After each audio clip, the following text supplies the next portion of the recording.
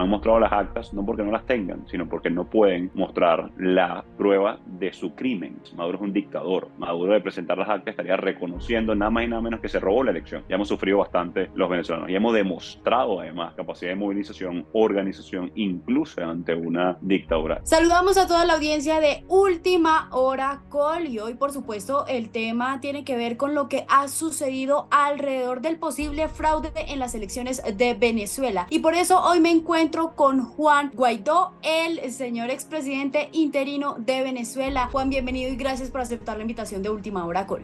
No, gracias a ustedes y gracias por conectar con su audiencia.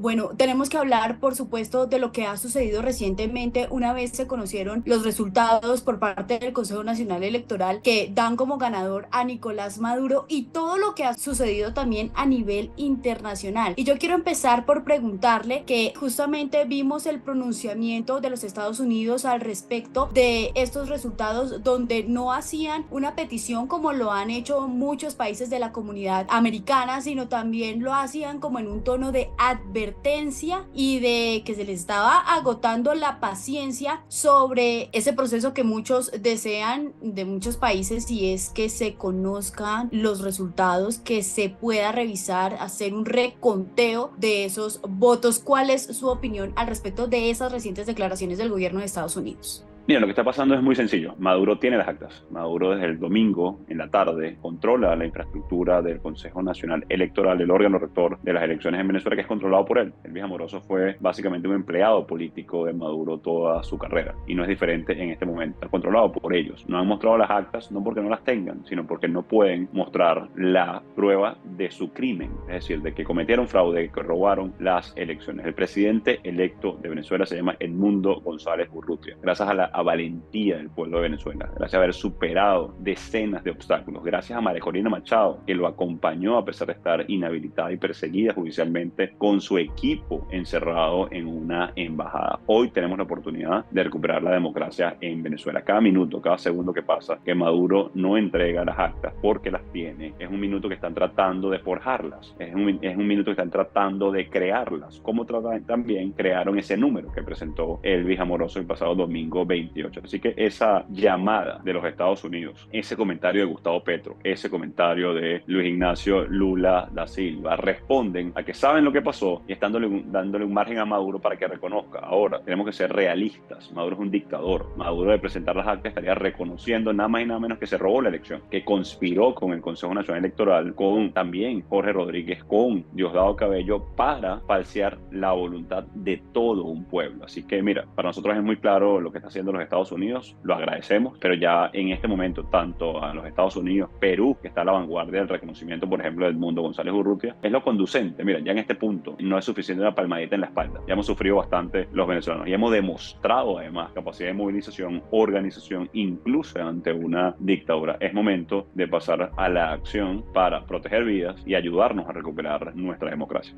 Sobre eso, esa palabra que usted acaba de mencionar, sufrimiento, por supuesto los venezolanos han tenido que sufrir este tenso momento también donde manifiestan su desacuerdo porque fue clara la intención de voto de muchos de ellos, no solamente allá en Venezuela, sino también en el exterior. Ya las organizaciones no gubernamentales reportan cerca de 11 víctimas mortales alrededor de las protestas y vemos un panorama donde tanto el régimen de Maduro como la oposición pues están echando culpas al respecto de esta situación. ¿Qué hacer para entender la situación y que pues no hayan más víctimas mortales en medio de esta demanda que simplemente busca la transparencia de un proceso en el que participaron y al que tenían derecho todos los venezolanos? Mira, la alta comisionada de derechos humanos en su momento, Michelle Bachelet, que nadie pudiera acusarla, por cierto, de ser de derecha, en este momento el alto comisionado Volker Turk de la ONU han señalado la responsabilidad directa de Maduro. No en vano está la Corte Penal Internacional señalando directamente a Maduro y su cadena de mando por asesinato, tortura. No estamos hablando del 2024, estamos hablando de años anteriores. En este momento está repitiendo el manual de represión, la dictadura, y obviamente el manual de comunicación y propaganda. Tratar de hacer falsas equivalencias. Equivalar entonces al oprimido con el opresor, al el dictador con quien está buscando su libertad y su democracia. Esta es una estrategia clásica de la dictadura. Yo lo que les pido a nuestros hermanos en Colombia, que no caigan en esa trampa, no caigamos en esa trampa comunicacional, no caigamos en esa trampa de repartición de culpas. Aquí lo que estamos buscando es por asumir nuestra responsabilidad, y por eso esos niños, tengo que decir, esos jóvenes, estaban en las calles exigiendo pacíficamente sus derechos, y la cifra ya llegó a 17, lamentable y tristemente, y no es la primera vez que los vemos. Ya hemos cargado demasiados ataúdes en nuestros hombros de jóvenes, estudiantes,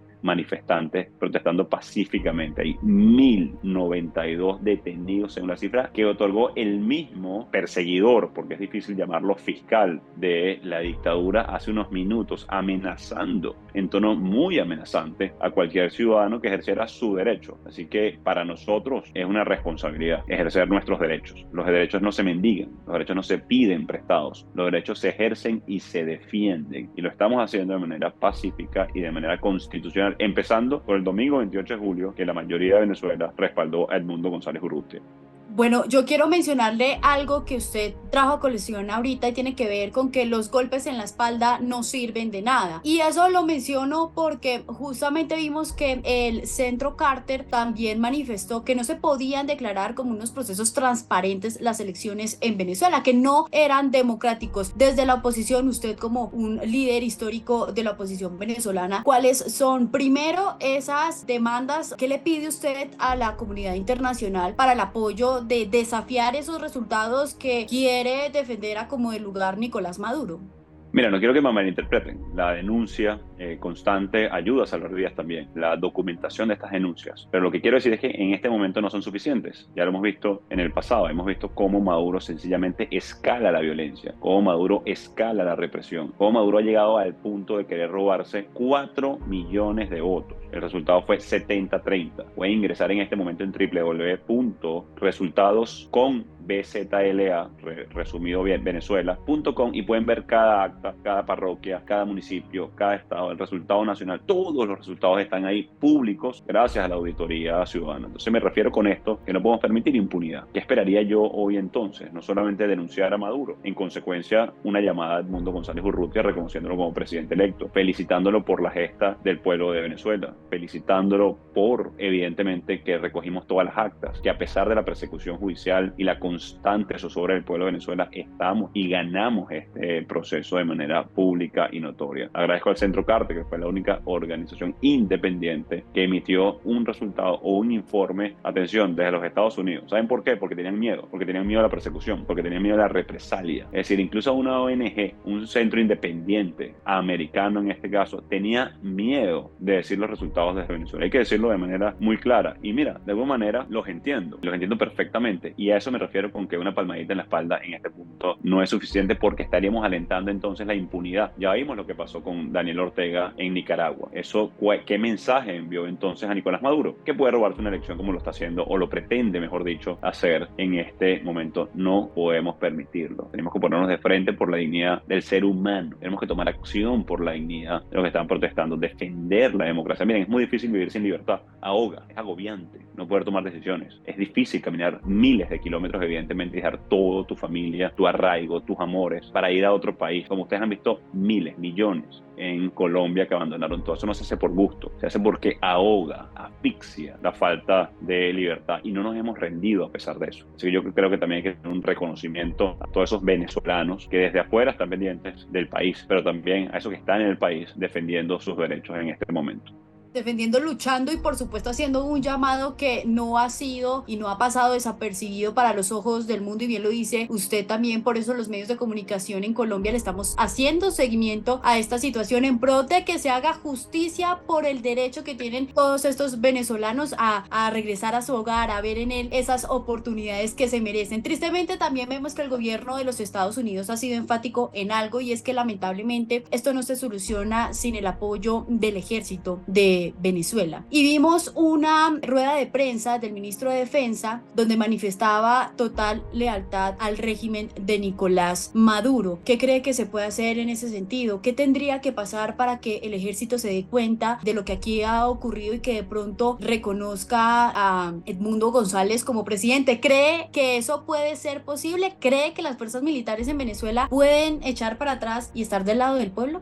Mira, ese factor es clave en cualquier país en dictadura y sobre todo cuando procuras una transición democrática y en paz. Esto es un dicho chileno, que también tuvieron una dictadura militar hasta hace poco, por cierto. Puedes lograr una transición sin la Fuerza Armada, pero no en contra de la Fuerza Armada. Y la Fuerza Armada sabe que María Corina Machado, Edmundo González Urrutia y la oposición venezolana son una mejor opción, una mejor alternativa. Lamentablemente, Padrino López, ya difícil llamarlo general, difícil llamarlo ministro de la Defensa, luego esas declaraciones que atentan en contra de la voluntad popular del pueblo de Venezuela, es decir, en contra de la soberanía popular, esa a la que se debe la Fuerza Armada de cualquier país y en especial la que dice portar el uniforme de Bolívar. El que porta el uniforme de Bolívar, también muy bien conocido en Colombia, debe honrar entonces ese uniforme, debe honrar las acciones en procura de la libertad, la emancipación y por supuesto en este pleno siglo XXI la democracia. Así que estamos trabajando constantemente en enviar mensajes positivos a la Fuerza Armada, porque la Fuerza Armada no es Padrino López. La Fuerza Armada son esos sargentos, esos tenientes, esos capitanes que les ordenan reprimir y les duele, porque está su madre, está su familia también exigiendo cambio. Está el 70% de la población, la gran mayoría de Venezuela, que dejó atrás, por cierto, la polarización, que dejó atrás el resentimiento y el odio y quiere cambiar a nuestro país. Así que hay que hacer un trabajo constante, hay que enviar los mensajes de manera clara. Tienen que saber también que Maduro reconocer los resultados, es decir, que perdió, que ganó la alternativa democrática. Es posible una negociación donde todas las partes puedan sacar adelante a Venezuela. Esto no lo estoy diciendo yo, lo dijo Edmundo González, lo dijo María Corina Machado, así que somos conscientes y ya no ingenuos de ninguna manera en este punto del rol de la Fuerza Armada, tanto constructivo como un tenido también en de represión y de sostener a Maduro. Así que conscientes de esto, tenemos que seguir haciendo esfuerzos para que se pongan del lado de la Constitución.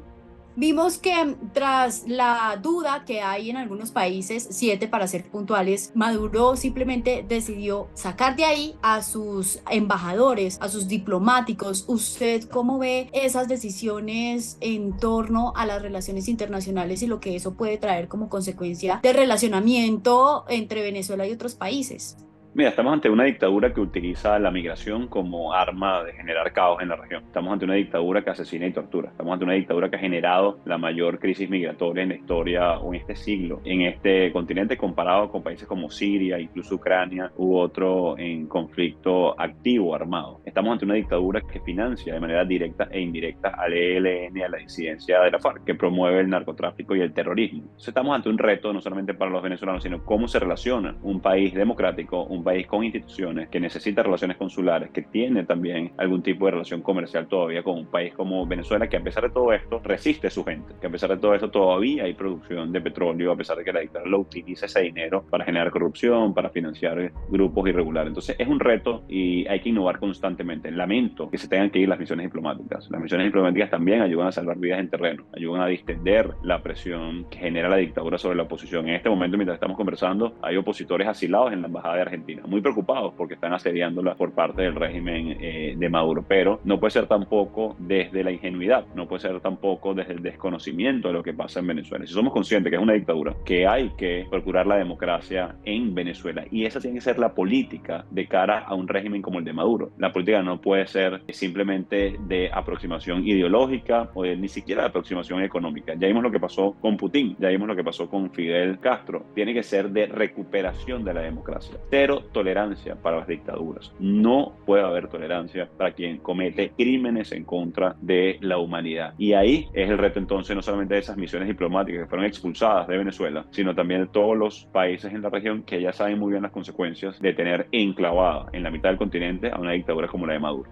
Usted menciona algo relacionado con lo que, por ejemplo, compromete también las relaciones con Colombia, y es el narcotráfico. En las recientes también declaraciones del presidente Maduro, él mencionaba y culpaba incluso al narcotráfico colombiano de participar y de tener que ver con la situación de violencia en Venezuela. Adicionalmente, vemos que varios analistas y políticos que revisaron el pronunciamiento que hizo el presidente Petro en X, un pronunciamiento pronunciamiento demorado en comparación con los otros que ha hecho ante la comunidad internacional, ellos catalogaban que esa declaración de él, ese pronunciamiento vía X, ponía en riesgo también los acuerdos de paz total en Colombia, teniendo en cuenta que Venezuela es uno de los países garantes de ese proceso de paz total en Colombia. ¿Usted cómo ve primero las declaraciones de Nicolás Maduro al respecto de el involucramiento, el posible involucramiento del narcotráfico de Colombia en esta situación? Y segundo, el tema de que el acuerdo de paz entre Colombia y las disidencias y también el ELN pues esté tambaleando debido a esta situación. Bueno, el mejor ejemplo de que Maduro tiene relación directa con el ELN, con la incidencia de la FARC y con el narcotráfico, por ende, es precisamente que el acuerdo de paz puede correr riesgos si Maduro se molesta. Creo que ahí está la mejor prueba. Es decir, ¿cómo va a depender un presidente democrático, si así se quiere llamar Gustavo Petro, de un dictador que tiene vínculos directamente con el narcotráfico y el terrorismo regional? Porque no puedo llamar de otra manera a estos grupos. La paz total depende de la democracia en Venezuela, no de Nicolás Maduro. Mientras que Nicolás Maduro auspicie a estos grupos y los utilice entonces como palanca de negociación con Colombia o con cualquier otro país, lamentablemente no lograremos esa paz total que todos queremos, no solamente nuestros hermanos colombianos. Nosotros queremos esa paz en Colombia. Ahora, no queremos impunidad, no queremos que dependa entonces de la sangre de nuestros jóvenes, no queremos que dependa entonces de hacerle buenas caras a un dictador que tiene hoy comprometido no solamente a los venezolanos, sino, insisto, a todo el continente. Así no puede ser como rescatemos la dignidad del ser humano, así no puede ser como rescatemos los derechos, las libertades, ejerzamos el libre mercado y recuperemos, por cierto, esa balanza comercial entre Venezuela y Colombia, que llegó a ser de casi 6.000 millones de dólares. Hoy creo que no llega ni a 150 millones de dólares. Es decir, perdimos casi el 95% de nuestra balanza comercial. Eso destruyó empleos en Venezuela, pero también en Colombia. Así que es más que histórica nuestra relación. Es necesaria, es pragmática, es amable, es de armonía y así tiene que ser. Y no es una aproximación ni ideológica ni tampoco económica a un dictador. Y ese pronunciamiento del presidente Petro no solamente fue tardío, fue bien vago, por cierto, extenso por demás, difícil de entender. Yo esperaría del presidente Petro, que se apalancó una sentencia de la Corte Interamericana de los Derechos Humanos, por cierto, para poder ser candidato a la presidencia y por ende electo presidente de Colombia, a pegarse a esa carta, a pegarse al respeto de los derechos humanos. El canciller Murillo, por otro lado, tuvo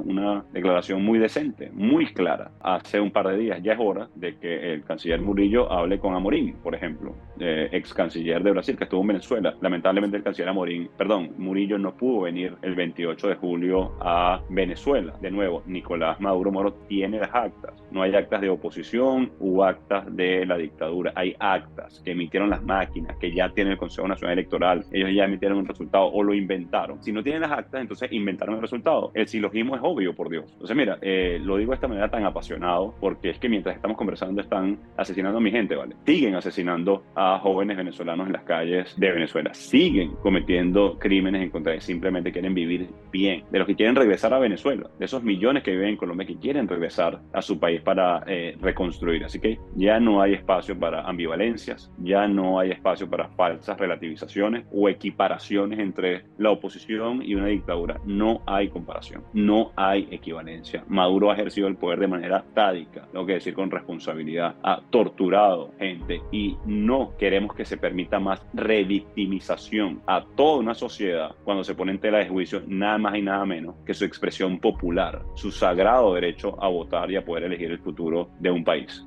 Ya para finalizar, dos preguntas, expresidente interino, y es: Costa Rica, en esa lucha constante que ve de la oposición, le ofreció un asilo político a María Corina Machado y a Edmundo González, pero la decisión es clara, es quedarse a luchar con su gente. ¿Qué injerencia tiene esa decisión frente pues a una situación de conflicto que incluso compromete la vida de estos dos líderes de la oposición?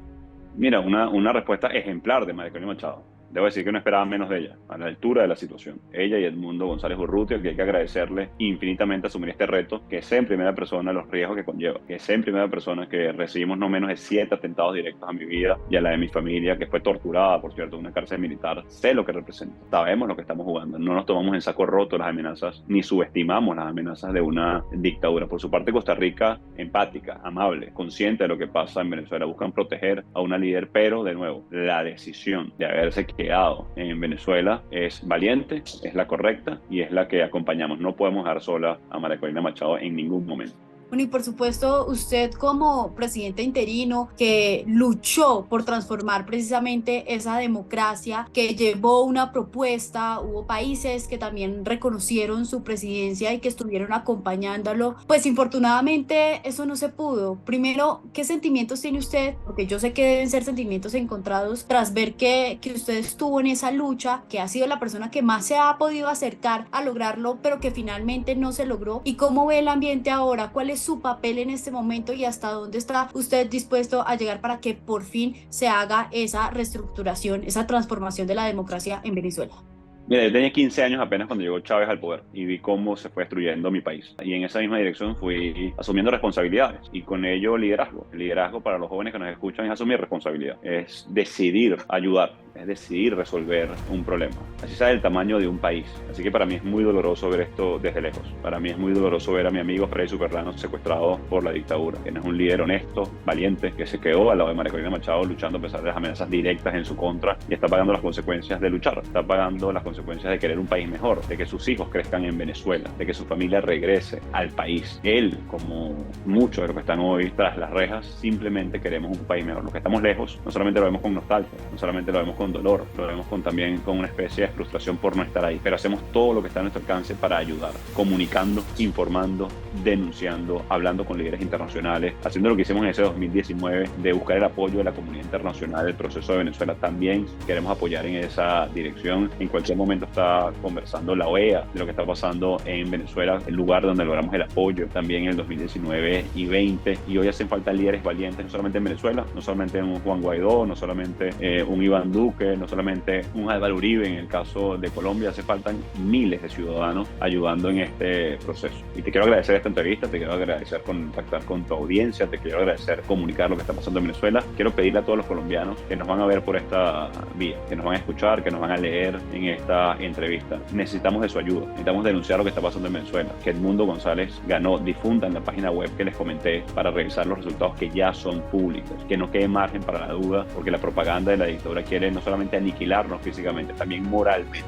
Ahí es donde podemos nosotros ayudar y desde afuera o desde adentro buscar, no solamente por la verdad, sino también por la justicia, la democracia y las oportunidades para todo un país. Muchas gracias. Gracias a usted y por supuesto seguiremos en contacto también para traerle y para contarle a toda nuestra audiencia de Última Hora, que también es venezolana, lo que va surgiendo al respecto de este reconocimiento oficial de quien hoy ganó en Francalid la presidencia de Venezuela, que fue Edmundo González Urrutia. Muchas gracias.